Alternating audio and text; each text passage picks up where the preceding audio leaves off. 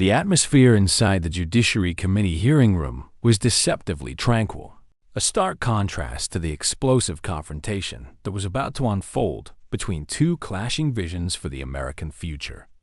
Congressman Brandon Gill did not come to the podium to exchange pleasantries or engage in the usual procedural shadowboxing that defines so much of Washington's bureaucratic theater. He arrived with a mandate to speak for the millions of Americans who feel abandoned by a system that seemingly prioritizes the loopholes of foreign nationals over the safety of its own citizens. As he adjusted his microphone, the room fell into a heavy, expectant silence, the kind of quiet that precedes a long overdue reckoning.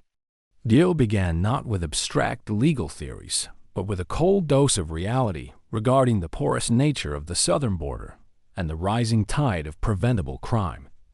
The fundamental crisis, as Gill articulated, is a systematic failure of deterrence, where the very concept of a national border has been rendered optional by administrative design. He painted a harrowing picture of a transnational gang member crossing into U.S. territory with zero regard for the law, only to be processed and released into the interior within hours. This is the catch and release cycle that has transformed the American heartland into a destination for those who view our compassion as a fatal weakness.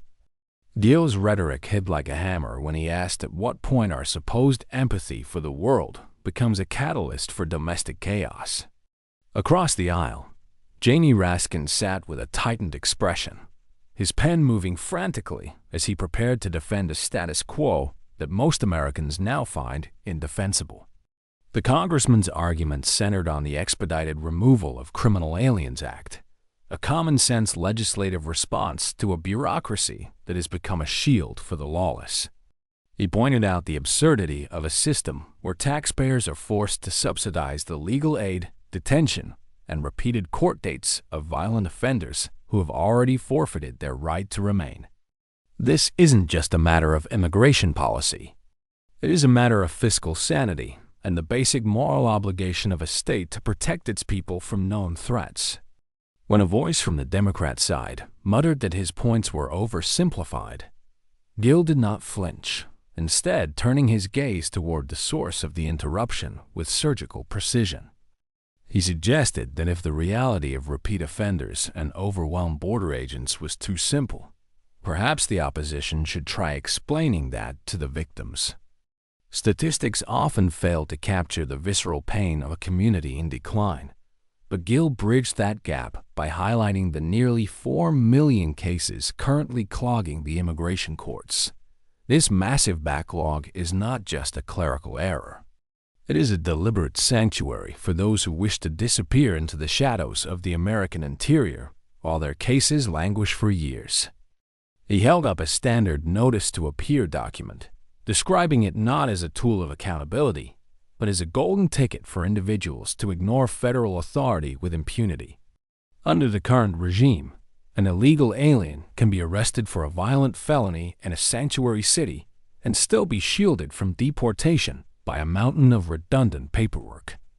Gill argued that the American people are tired of being told that enforcing the law is radical when, in fact, it is the most basic function of government. The debate then shifted to the core philosophical divide of the hearing, the definition of due process and its application to those who enter the country by breaking its laws. Gill maintained that while the Constitution provides essential protections, it was never intended to be a suicide pact that allows foreign criminals to exploit the system for decades. He emphasized that the proposed act targets those already convicted of serious crimes, murderers, rapists, and predators, who have already had their day in a court of law. To suggest that these individuals deserve an infinite cycle of appeals at the public's expense is an insult to the law-abiding immigrants who respected our borders. Raskin countered by claiming that such speed would lead to lawlessness, but Gill countered that the true lawlessness is a government that refuses to remove a convicted felon. The congressman then moved to enter the voting records into the public testimony, shining a harsh light on the consistent pattern of obstruction from his colleagues across the aisle. He noted that nearly every House Democrat had voted against securing the border and against the removal of foreign nationals convicted of identity theft and Social Security fraud. This was not a matter of nuance or technical disagreement. It was a documented refusal to prioritize the integrity of the American system over partisan interests. Even bills designed to deport those convicted of drunk driving met widespread Democrat opposition, a fact that left many in the gallery murmuring in disbelief. Gill's tone remained steady as he recited these facts, letting the weight of the record speak for itself without the need for theatrical exaggeration. One of the most poignant moments of the testimony came when Gill invoked the names of the fallen young Americans whose lives were cut short by the very loopholes being defended in that room. He spoke of Laken Riley and Kayla Hamilton, names that have become synonymous with the tragic human cost of a wide-open border and a toothless enforcement strategy.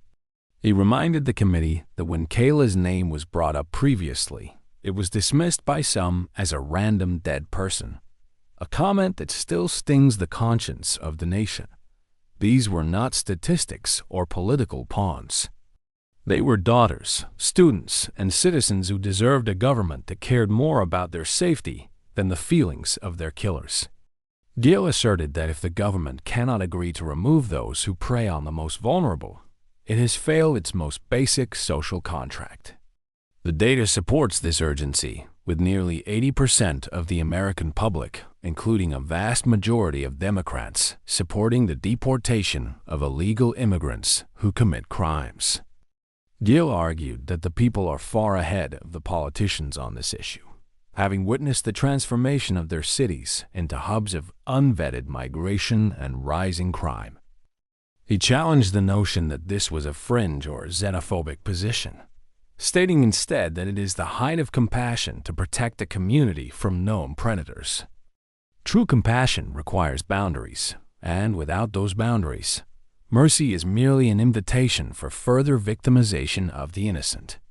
By refusing to act, the administration is effectively signaling that American laws are merely suggestions and that the rights of the lawbreaker supersede the rights of the law-abider. As the hearing progressed, the tension between Gill's call for accountability and Raskin's defense of process became the focal point of the national conversation. Raskin attempted to frame the expedited removal as an authoritarian overreach, but Gill was quick to point out that the bill utilizes existing statutory definitions of serious crimes. This isn't about giving the Department of Homeland Security a blank check. It's about giving them the tools to execute the verdicts already handed down by the judiciary. The congressman argued that the process Raskin defended was often nothing more than a bureaucratic maze designed to facilitate the permanent stay of those who have no legal right to be here. In the end, Gill's message was clear. The American people are done with excuses and are demanding a return to the rule of law. The congressman pivoted the discussion toward the geographic heart of the crisis, specifically the catastrophic burden placed on major American metropolitan areas by the current administration's refusal to enforce federal statutes. He described how the influx of unvetted individuals has pushed cities like Chicago and New York to their breaking point, exhausting municipal budgets and displacing services meant for legal residents and homeless veterans. This is the direct result of a policy that prioritizes the comfort of those who bypassed our legal system over the stability of our own infrastructure. Gill pointed out that sanctuary status has become a magnet for organized crime, providing a low-risk environment for transnational cartels to expand their fentanyl distribution networks and human trafficking operations. These cities are no longer refuges for the vulnerable. They have become operational hubs for those who exploit the very laws meant to protect our society. Gill then deconstructed the asylum loophole that has been systematically weaponized to bypass traditional immigration quotas as security screenings. He noted that the vast majority of those claiming asylum are doing so under fraudulent pretenses, coached by taxpayer-funded non-governmental organizations to use specific keywords that trigger immediate release. By the time a judge finally hears these cases, often years after the initial entry, the individuals have already established roots, obtained work permits, and in many cases, committed additional crimes. This backlog is not an accident. It is a feature of a broken system designed to create a de facto amnesty for anyone who can simply make it across the Rio Grande. The congressman argued that this charade must end, and that asylum should be reserved for those truly in need, not used as a backdoor for economic migration or criminal entry. The debate grew increasingly heated as Raskin attempted to frame the Expedited Removal of Criminal Aliens Act as a violation of the Fifth Amendment. Gill's rebuttal was a masterclass in constitutional law applied with common sense, noting that the Supreme Court has long recognized the government's plenary power over immigration and border security. He reminded the committee that an individual who has already been convicted of a violent felony has already received the full measure of due process guaranteed by the American legal system. There is no constitutional requirement to provide a second, third, or fourth bite at the apple, while the public remains at risk from a convicted predator. To suggest otherwise is to transform the Bill of Rights into a shield for those who have proven themselves a danger to the very republic that provides those protections. In a particularly striking sequence, Gill challenged the opposition to define where their compassion ends and their negligence begins. He cited the case of a repeat offender in Georgia who had been arrested and released multiple times despite an outstanding detainer from Immigration and Customs Enforcement, ICE.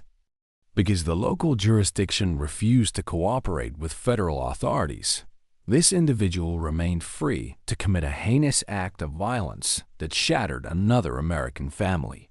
Gill asked his colleagues how many more preventable tragedies it would take before they admitted that their policy of non-cooperation is directly responsible for the loss of innocent lives.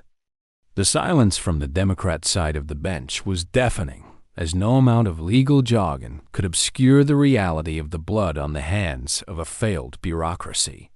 The congressman then addressed the economic impact of the border crisis, specifically how the surge in illegal labor suppresses the wages of blue-collar American workers and legal immigrants.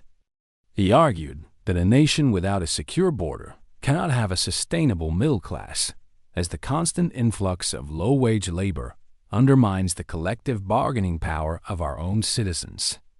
Furthermore, the massive expenditure on social services for illegal aliens, estimated to be in the hundreds of billions annually, is a direct theft from the American taxpayer.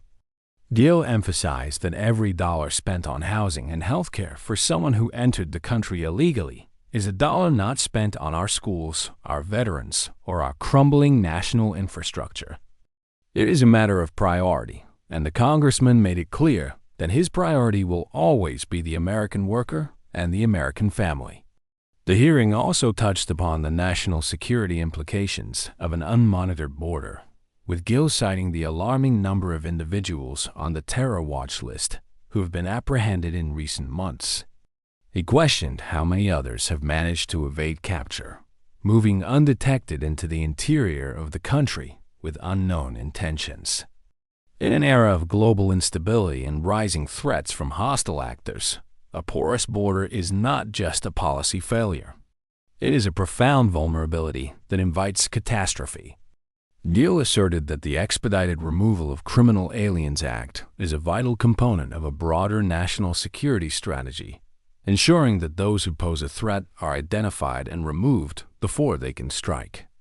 We cannot wait for another national tragedy to realize that border security is the first line of defense for our homeland. As the afternoon session continued, Gill's focus shifted to the moral imperative of upholding the rule of law as the only true foundation for a fair and just society. He argued that when laws are applied selectively based on political convenience, the very concept of justice is eroded, leading to a breakdown in social trust and public order. Legal immigrants who spent years waiting, paying fees, and undergoing rigorous background checks are the most offended by a system that rewards those who cut the line. By allowing criminal aliens to stay, we are sending a message that following the rules is for the foolish and that breaking them is the path to success. Gill called for a return to a system where the law is king and where the consequences of breaking it are swift, certain, and uncompromising. The congressman concluded this portion of his testimony by calling out the hypocrisy of those who live in gated communities and enjoy private security while advocating for open borders for everyone else. He noted that the elites who promote these policies rarely have to live with the consequences of rising crime or overcrowded schools in their own neighborhoods. It is the working-class Americans, the people he represents, who bear the brunt of the chaos and the fear that follows a lawless border policy. Gill vowed to be the voice for those who have been silenced by the politically correct consensus in Washington, promising to fight for a country where every citizen can feel safe in their own home. The struggle for the border is, in his view, a struggle for the soul and the safety of the United States. The discourse reached a fever pitch as Congressman Gill introduced the legislative necessity of the Laken Riley Act, a bill named in honor of the Georgian nursing student whose life was stolen by a predator who should never have been on American soil. He detailed how the perpetrator, an illegal alien with a prior criminal record, had been shielded by the very due process loops that the opposition so vehemently defends.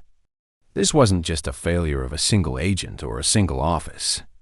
It was the inevitable conclusion of a policy that treats the border as a suggestion and criminal records as mere paperwork.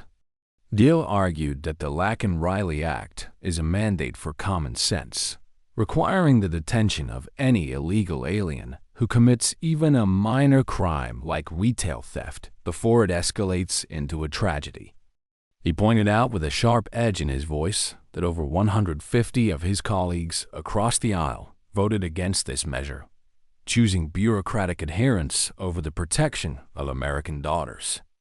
To ground his arguments in undeniable fact, Gill presented internal data and documented reports from Immigration and Customs Enforcement, ICE, and the Department of Homeland Security, DHS.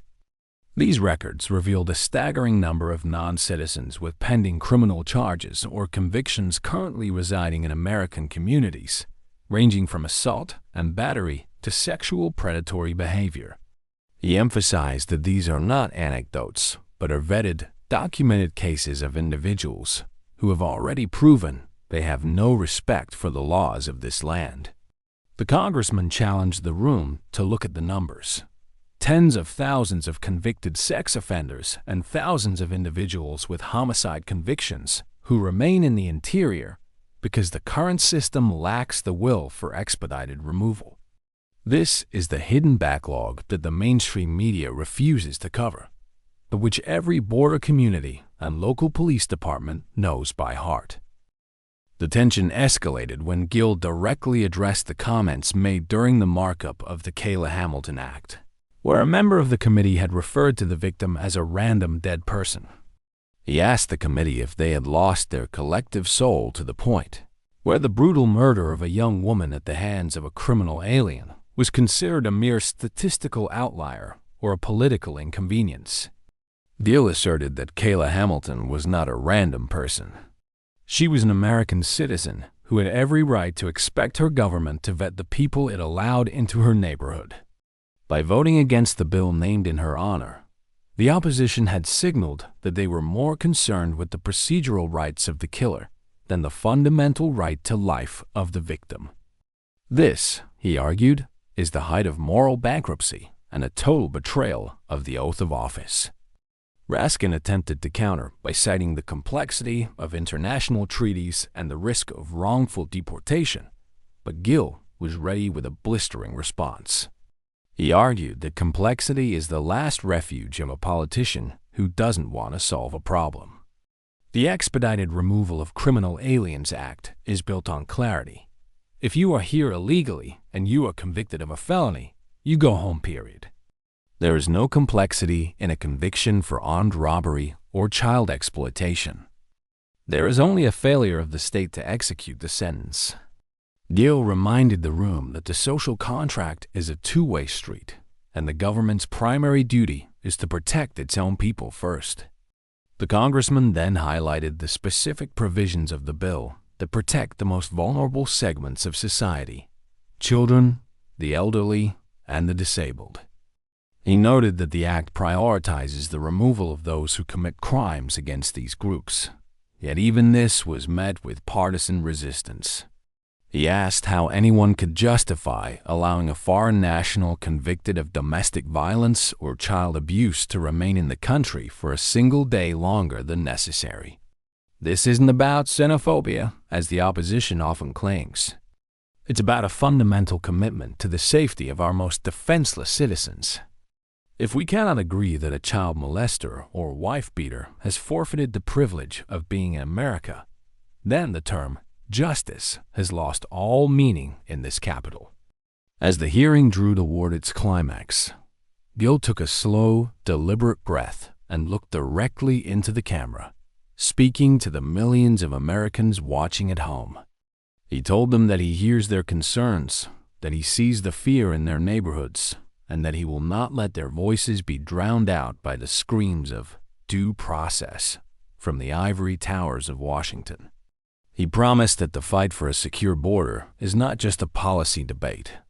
It is a battle for the very survival of the American community. The congressman concluded by stating that the era of excuses is over, and the time for action, uncompromising, legal, and swift, has arrived. He yielded back his time to a room that was momentarily paralyzed by the weight of the truth he had delivered. Tessen tipti IC van de TC van Bombay's teen AP, Trungval theme H-way fentanyl, MAND toy from Zion Quek Gia Vesested B, CA Kok, Than Fater Dien Trongvik Bo Viankong, Hanang. The focus of the hearing then shifted to a silent but deadly invader that has decimated American towns from the Appalachians to the Pacific coast: the fentanyl crisis. Congressman Gill argued that the open border policies of the current administration have effectively provided a concierge service for the Mexican drug cartels. These criminal organizations no longer have to fear the law.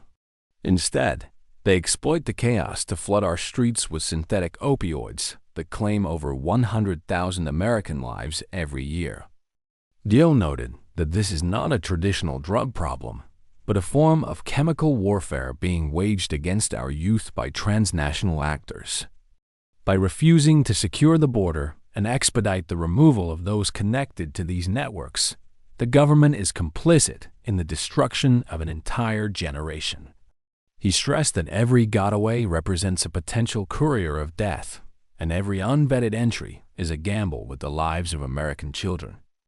Gill presented a series of maps illustrating the direct correlation between sanctuary jurisdictions and the highest concentrations of fentanyl-related fatalities.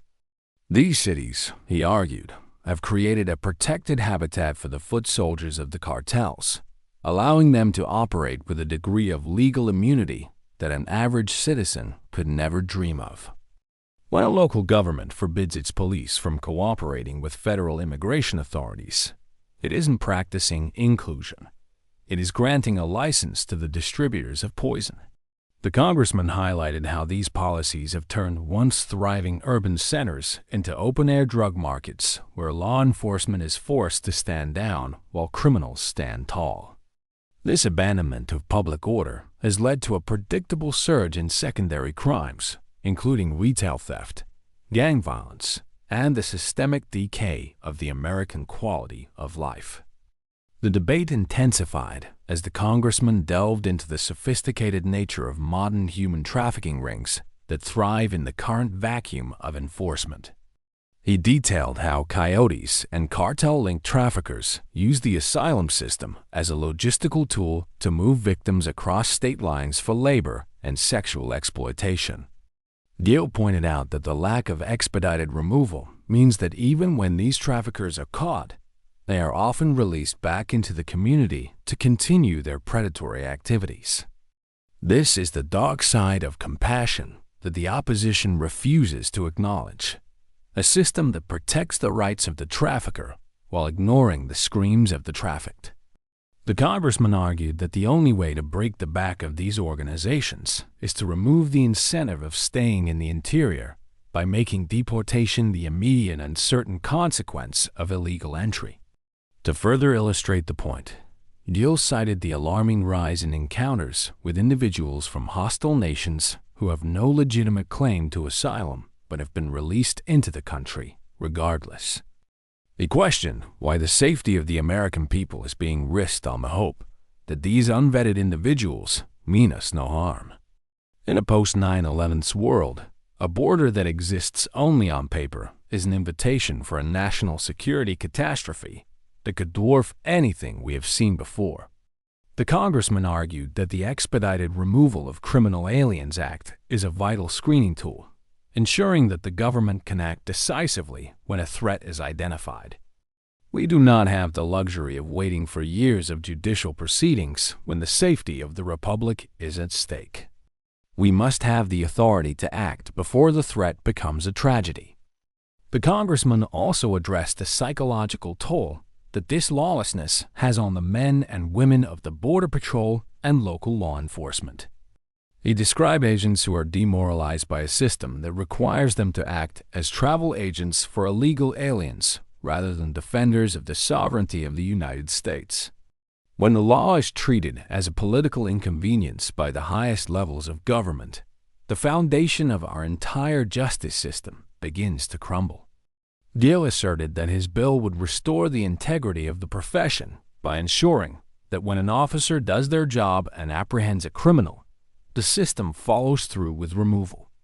This is the respect that our frontline defenders deserve, a government that stands behind them and a law that actually means what it says. As the session drew to a close, Gill returned to the fundamental question of who the government truly serves. He argued that for too long, the interests of foreign nationals and radical activists have taken precedence over the concerns of the American taxpayer. This inversion of the social contract has led to a deep-seated resentment among the public, who feel like strangers in their own country.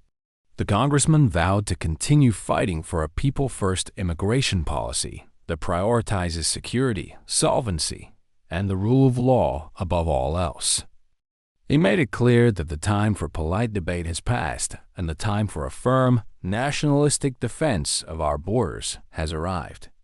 The room remained silent as the weight of his final point settled over the committee, marking the end of one of the most consequential testimonies in recent memory. The fiscal consequences of the border crisis were laid bare as congressman. Gill shifted the committee's attention to the staggering depletion of the American social safety net.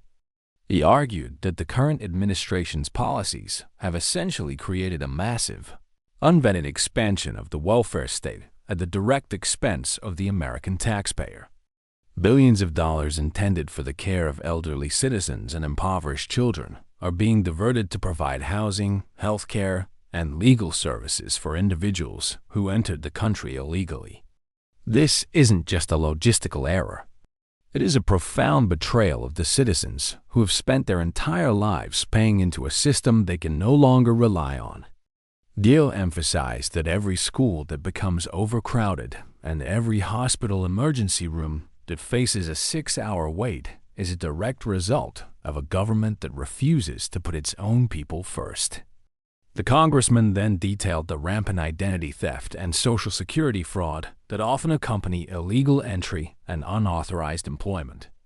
He noted that many individuals use false identities or stolen Social Security numbers to obtain work permits and access public benefits, a practice that leaves legal residents to deal with the fallout of ruined credit and compromised records. Despite the clear criminality of these actions, a vast majority of the opposition has consistently voted against measures to deport those convicted of such fraud. Gill argued that by failing to act, Congress is effectively incentivizing the theft of American identities. He challenged his colleagues to explain to a victim of identity theft why the perpetrator's due process is more important and the victim's financial security and peace of mind. As the hearing neared its conclusion, Gill addressed the long-term demographic and social implications of allowing millions of unvetted individuals to remain in the country indefinitely. He argued that a nation's strength is derived from its shared commitment to the rule of law and a common sense of national identity.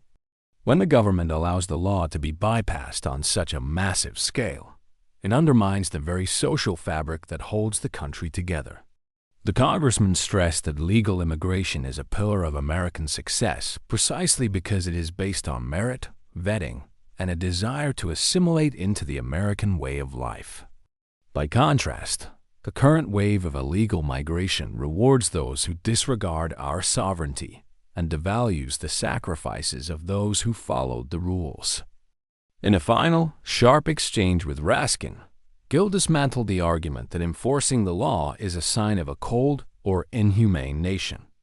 He countered that true inhumanity is found in a system that allows innocent citizens to be victimized by preventable crimes while politicians argue over legal semantics. He reminded the committee that the Constitution was designed to secure the blessings of liberty to ourselves and our posterity, not to serve as a global invitation for lawlessness. Compassion without boundaries is not a virtue. It is a recipe for the collapse of the Republic. The congressman's voice carried a tone of absolute conviction as he stated that the American people are not asking for cruelty, but they are absolutely demanding accountability and the restoration of order. Gill closed his folder and looked across the room one last time, his expression unyielding and resolute. He stated that the vote on the Expedited Removal of Criminal Aliens Act would be a defining moment for every member of the committee. It would be a choice between standing with the law-abiding families of this country or standing with the bureaucratic loopholes that protect predators. He reminded them that the eyes of the nation are on Washington, and history will judge those who prioritize partisan politics over the safety of the American people. As he yielded back his time, a rare and heavy silence filled the room, the weight of his words lingering long after the microphones were turned off. The hearing finally adjourned, but the echo of the confrontation remained, signaling a turning point in the national debate over sovereignty and justice. Congressman Gill had not just defended a bill. He had articulated a vision for an America that values its citizens, respects its borders, and upholds its laws without apology. Two very different versions of the American future had been laid bare, and it was now up to the people to decide which one would prevail. As the cameras cut away, it was clear that the fight for the rule of law was far from over, but a powerful new voice had taken the lead on a national stage. The committee shifted its focus to the granular data emerging from border states like Texas and Arizona, where the sheer volume of illegal crossings has created a state of permanent emergency. Congressman Gill introduced records showing that in certain sectors, the number of go-to-ways individuals who evade capture entirely has tripled over the last fiscal year. These are not just families seeking a better life. They are unvetted men of military age whose backgrounds remain a total mystery to American intelligence agencies. Gill argued that the refusal to implement expedited removal has turned every border town into a transit point for potential threats. He pointed out that the current administration's reliance on notice-to-appear forms is effectively an honor system applied to people who have already broken the law to get here. This lack of vetting is a direct invitation for foreign adversaries to exploit our porous borders for espionage or sabotage. The congressman then highlighted a chilling statistic from the Department of Homeland Security regarding individuals on the terrorist screening dataset. He noted that the number of encounters with such individuals has skyrocketed, yet the slow walking of deportation proceedings means some remain in custody or are released pending hearings that are years away. This is a catastrophic breach of national security that ignores the hard-won lessons of the past 2 decades. Gill argued that the Expedited Removal of Criminal Aliens Act is not just about local crime. It is about preventing a large-scale national tragedy. We cannot afford to provide due process that lasts a decade to someone flagged as a threat to our civilization. The government's first and most sacred duty is the preservation of the American people from foreign harm. To further illustrate the administrative collapse, Gill presented evidence of the systemic failure within ICE to track individuals after they are released into the interior. Thousands of electronic monitoring devices have been cut off and discarded, with no coordinated effort to apprehend those who have absconded. This ghost population of illegal aliens includes thousands with prior criminal convictions in their home countries. By allowing them to remain, the administration is effectively importing a criminal element that undermines the safety of our most vulnerable neighborhoods. Gill asserted that this is not a result of a lack of resources, but a lack of political will to enforce the statutes already on the books. The American taxpayer is footing the bill for a surveillance system that doesn't survey and a legal system that doesn't adjudicate. The discussion then turned to the impact on the American healthcare system, which is currently buckling under the weight of uncompensated care for illegal arrivals. In border communities, local hospitals have reported record-breaking deficits and the closure of maternity wards to accommodate the surge. Gill argued that this is a direct theft of services from legal residents who pay taxes and insurance premiums. When a specialized surgery for a veteran is delayed because a facility is overwhelmed by unvetted migrants, the social contract is not just frayed. It is broken. The congressman demanded to know why the health care of foreign nationals is being prioritized over the men and women who wore the uniform of this country. This inversion of priorities is a slap in the face to every law-abiding citizen who believes in the fairness of our system.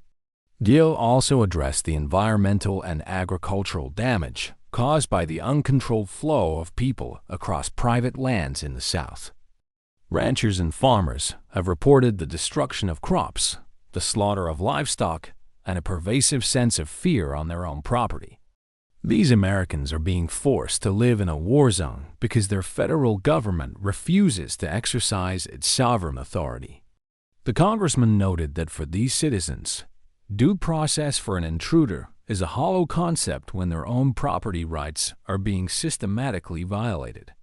He argued that a nation that cannot protect its own borders cannot truly claim to be a sovereign state. The Expedited Removal of Criminal Aliens Act would provide the necessary legal mechanism to clear these lands and restore order to our frontier. As he neared the end of this segment, Gill looked directly at his colleagues and asked them to consider the legacy they are leaving behind. He warned that the continued erosion of border integrity would lead to a permanent decline in American social cohesion and public safety. This is not an issue that can be solved with more paperwork or more empty rhetoric from the White House. It requires the courage to say that our laws matter, that our borders are real, and that our people come first. The congressman emphasized that the time for choosing sides has arrived. Either you stand with the American family or you stand with the chaos.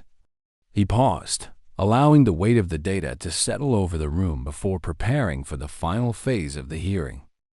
The hearing then turned its focus to the silent crisis unfolding within the American public education system, a pillar of our society that is currently being dismantled by the weight of unfunded federal mandates. Congressman Gill presented testimony from school board members in districts that have seen an overnight influx of non-English speaking students, forcing schools to divert resources away from advanced placement programs and special education for American children. This is a zero-sum game where the academic future of our own citizens is being sacrificed to accommodate a surge that the federal government refuses to stop. Gill argued that the sudden demand for English as a second language, ESL, instructors, and specialized counselors has created a fiscal black hole, leading to increased property taxes for families who are already struggling with inflation.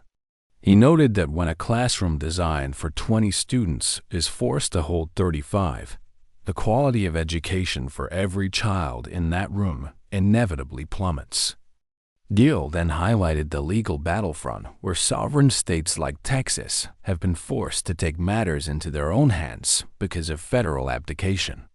He praised the courage of governors who have deployed the National Guard and installed physical barriers to protect their communities from the tidal wave of illegal entry. The congressman argued that it is a historical absurdity for the federal government to sue its own states for attempting to enforce the very laws that Washington refuses to uphold. This legal warfare is not about jurisdiction. It is about an administration that is ideologically committed to open borders and is willing to use the Department of Justice to punish anyone who stands in its way. Gill asserted that the Expedited Removal of Criminal Aliens Act would provide the clear statutory authority needed to end these intergovernmental conflicts by restoring a singular, firm national standard for deportation. The discourse moved to the long-term sustainability of the American social contract, with Gill warning that no nation can survive if it treats its own laws as optional suggestions. He noted that the public's trust in the justice system is at an all-time low because they see a dual standard, one for the hard-working citizen who is penalized for the smallest infraction, and another for the illegal alien who is shielded from the consequences of violent crime. This perception of unfairness is a poison that dissolves the bonds of a civil society, leading to resentment and radicalization. By passing this bill, the congressman argued, we can begin the long process of restoring that trust and proving that the government still works for the people who follow the rules. He made it clear that fairness is not a one-way street.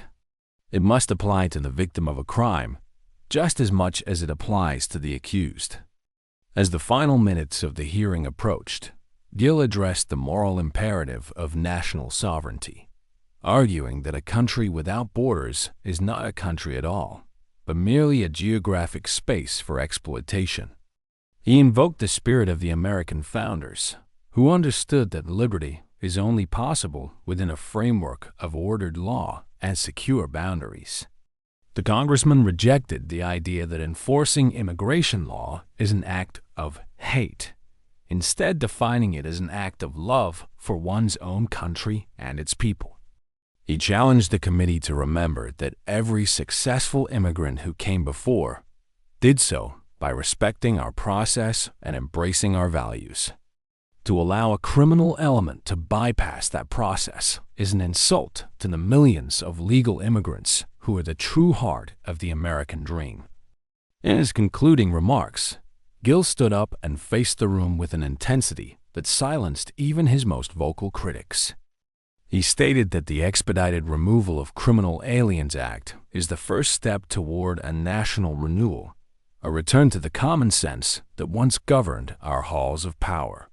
He vowed that the names of Laken Riley, Kayla Hamilton, and the countless unnamed victims of border chaos would not be forgotten, but would serve as the fuel for a movement to take back our streets and our sovereignty. The choice is simple, he said. We can be a nation of laws, or we can be a nation in decline. He looked into the camera one last time and promised the American people that as long as he has a voice, he will use it to fight for their safety, their families, and their future. The hearing adjourned with a sense of finality that echoed through the marble hallways of the Capitol. Congressman Gill had not only won the day's debate, he had redefined the terms of the national struggle for the rule of law. The battle lines are drawn, and the American people now have a clear champion for their security. As the room cleared, it was obvious that the momentum had shifted, and the path to a secure and sovereign America was finally within sight.